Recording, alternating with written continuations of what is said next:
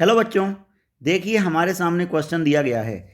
In a X Y horizontal plane a force field vector F equal to -40 by I cap plus X J cap is present where X and Y are the coordinate of any point on the plane.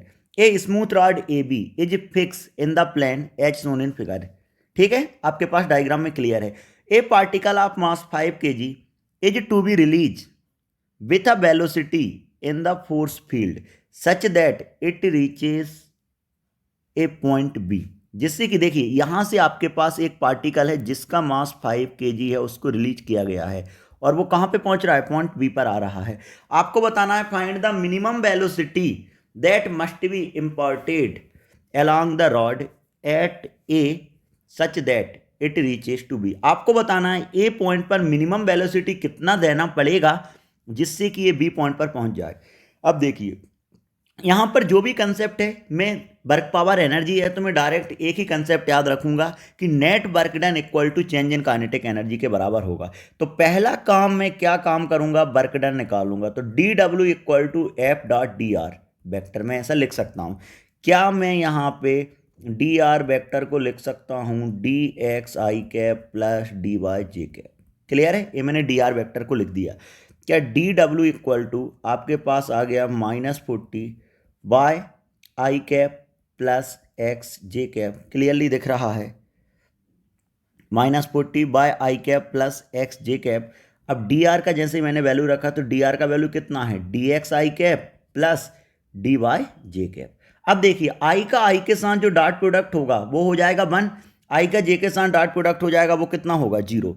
क्या मैं इसको ऐसा लिख सकता हूँ, अगर integration लगाऊंगा तो डी डब्ल्यू इक्वल टू -40 यहाँ पे आ गया by D X plus X D Y, जो क्लियरली मुझे दिख रहा है। अब मैंने इसका अलग अलग इंटीग्रेशन लगा दिया। अब देखिए ज़रा क्वेश्चन में, अब मेरे पास बाय और एक्स का बाय का इंटीग्रेशन करना है एक्स के रिस्पेक्ट में। तो मैं एक काम करता हूँ, पहले बाय का वैल्यू एक्स के फॉर्म में निकालता हूँ और उस वैल्यू को निकालने के लिए मैं क्या इस स्ट्रेट लाइन का फंक्शन लिख सकता हूँ। इसका स्लोप कितना है, 45 डिग्री। तो कितना हो जाएगा, negative slope by equal to -mx plus C. उसके हिसाब से मैंने स्ट्रेट लाइन का फंक्शन लिख दिया। अब देखिए ज़रा, अगर मैं यहाँ पर बात करता हूँ तो मैं क्या लिखूँगा, -40 बाय का वैल्यू रखता हूँ तो कितना हो गया 1 - x इंटू डी एक्स। चलेगा। अगर मैंने यहाँ पर x का वैल्यू रखा तो कितना लिख सकता हूँ in terms of by, 1 - by into D Y. अब जैसे ही मैंने इसका इंटीग्रेशन किया तो कितना आ गया -40। अब देखिए x का x - x स्क्वायर बाई 2 चलेगा। अगर बाय के लिए बात करूँ तो by - by square by 2, by - by square by 2 ये मेरे पास निकल के आ रहा है। By - by square by 2, by - by square by 2 ये मेरे पास यहाँ पे निकल के आ रहा है। लेकिन मुझे क्वेश्चन में दिया गया है एक्स का वैल्यू कितना लेना है। पहले वो कौन से पॉइंट पे था, इनिशियल पॉइंट पे था, अब वो फाइनल पॉइंट पे पहुँच गया। तो मैं क्या करता हूँ, एक्स और वाई का वैल्यू रख देता हूँ और मैं जैसे लिमिट रखा initial limit to final limit. Clear. और यहाँ पर भी मैंने क्या रखा, इनिशियल लिमिट से फाइनल लिमिट। तो मेरे पास निकल के आया -40। अब देखिए इनिशियली x का वैल्यू 0 है, y का वैल्यू 1 है, तो मैं y वाला टर्म रखूंगा। और बाद में देखा कि y का वैल्यू 0 है, x का वैल्यू 1 है। तो जैसे ही मैंने इनिशियल लिमिट से फाइनल लिमिट के बीच रखा तो मेरे पास से वैल्यू निकल के आ गया 1/2 प्लस 1/2। मतलब ये मेरे पास निकला -40 जूल। मतलब यहाँ पर मेरे पास आ गया वर्क डन।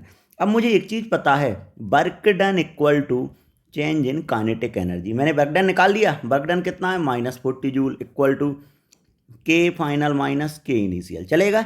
अब देखो फाइनल कंडीशन में तो किस पर आ रहा है, रेस्ट पे आ रहा है, क्योंकि मुझे कहाँ पे निकालना है, बी पॉइंट पे।